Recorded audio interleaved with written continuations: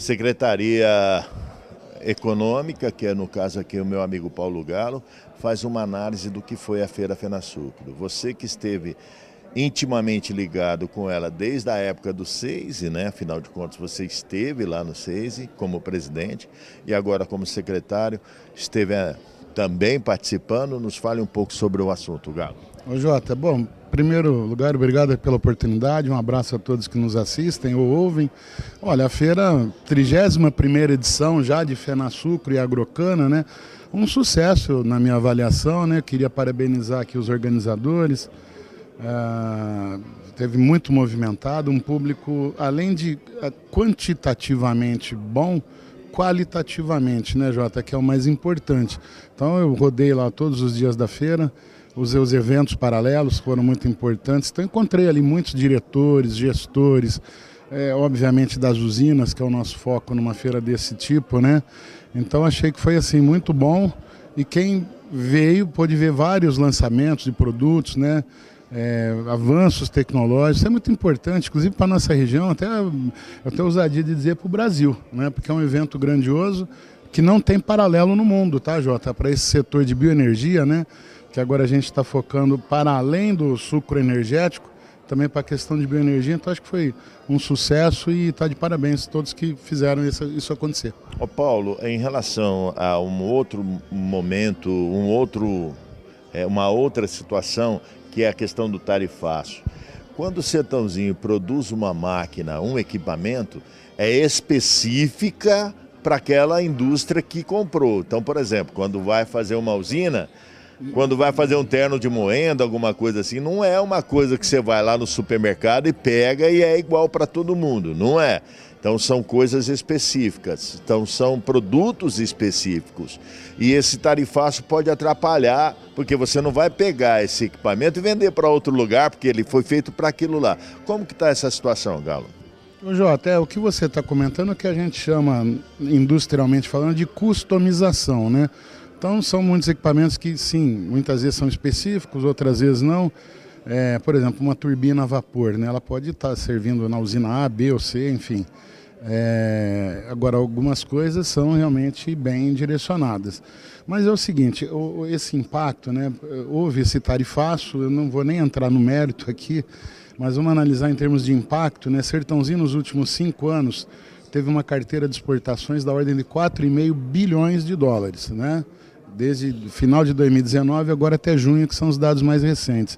Desse montante todo, Jota, são mais de 120 países atendidos por nossa cidade. E aí, o primeiro destino dos nossos produtos, máquinas, equipamentos, açúcar, por exemplo, é a China. Isso, nesse período, representou exatamente 1/3 da nossa exportação, 33,3%.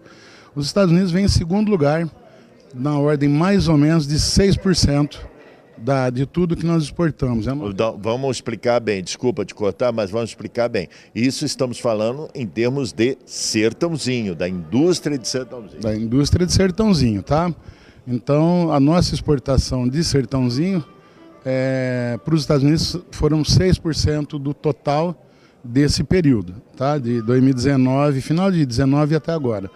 Então, impacta nesses 6%, uma parte, Jota, não sei se você lembra, o pessoal que nos vê agora, os Estados Unidos fizeram uma lista de isenções, né? Então, vários produtos não estão sujeitos à tarifa de 50%, estão a de 10%, né? Entre elas, aqui na nossa região, foi muito impactante o suco de laranja, né? Então, isso iria afetar pesadamente várias cidades aqui da nossa região, Sertãozinho muito pouco, mas afetaria. E é interessante, né? Eu tenho aqui uma empresa que fabrica tanques de fibra de vidro. Então, isso é uma encomenda de 35 tanques, mais ou menos, são para caminhões, para transporte, né?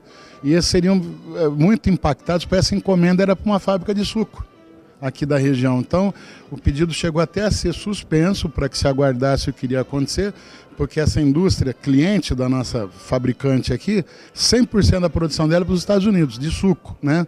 Então, houve aquele impasse, felizmente caiu, o pedido foi mantido e eles começaram as entregas. Você vê que a coisa é muito rápida, né? Então, dentro daquilo que ficou tarifado, Jota, o que mais chama a atenção é o açúcar, né? Açúcar e etanol. Então, para os Estados Unidos, a exportação de açúcar nesses últimos anos representa 50%.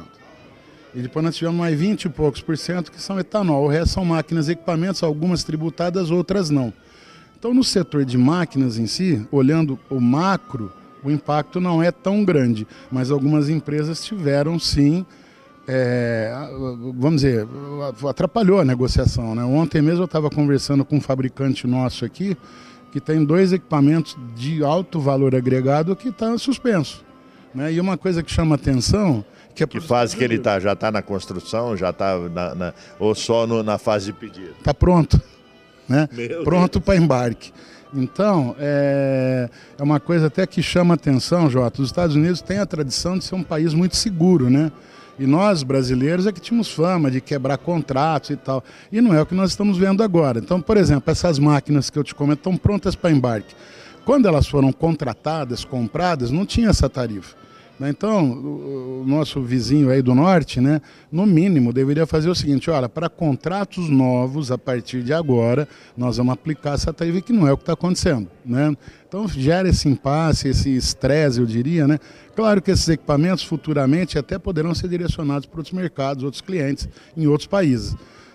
Mas é um estresse, né? Quer dizer, você está com a coisa pronta, você tem um planejamento financeiro, contando com aquilo. O custo, o nosso fabricante já assumiu e já pagou tudo. Matéria-prima, mão de obra e tal. Agora que ele tem que fazer receita, surge isso. Então é uma pena, né? Eu acho que é uma questão meramente ideológica, para te falar a verdade. Não faz o menor sentido uma tarifa desse tamanho. Mas estamos aí, o brasileiro é resiliente, a indústria de Sertãozinho também. Vamos ver se a gente supera mais essa. Estamos trabalhando para isso. O pacote que o governo Lula lançou de auxílio às empresas nesse sentido, você estudou esse pacote? Deu para visualizar um horizonte diferente? Ô Jota, eu te confesso, devido à feira, então o envolvimento foi muito grande. Eu tive na feira todos os dias dessa semana, das 8 horas até praticamente 10 horas. A feira acaba às 8, teoricamente, mas você sempre fica fazendo contato, conversando. Então eu não tive tempo de ver a fundo o pacote, mas... com as pessoas que eu conversei, com alguma coisa que eu vi ainda superficialmente para ressaltar, talvez o pacote tenha sido um pouco abaixo daquilo que se esperava, né? Falou-se muito praticamente em endividamento, né, em ajuda de financiamento, etc. Uma conta que vai ter que ser paga, né? Então, muitos esperavam um pouco mais. Quer dizer, diante de um cenário tão ruim, qualquer coisa é um refresco, mas... eu acho que talvez com o tempo isso seja, né, Jota, que foi tudo. Eu tenho até que reconhecer aqui, inclusive, o trabalho do nosso vice-presidente, o Alckmin, né, que é um amigo do setor, que é o ministro também de Indústria e Comércio, né, eles tiveram muito pouco tempo para articular, conversar. A economia brasileira é muito grande, dinâmica, né, e diversificada, né, Jota? Então, são vários setores que você tem que conversar. É diferente de um país menor, que você tem 1 ou 2 atividades-chave, né? O nosso, felizmente, né, é bastante dinâmico, é uma economia pujante. Então, entendo que, se não foi aquilo que se esperava, a tendência é que, com o tempo, a gente possa ter alguma melhoria. Obrigado, um abraço, Paulo. Eu que agradeço, um abraço a todos. Esse foi o Paulo Galo, que falou aqui no meu canal.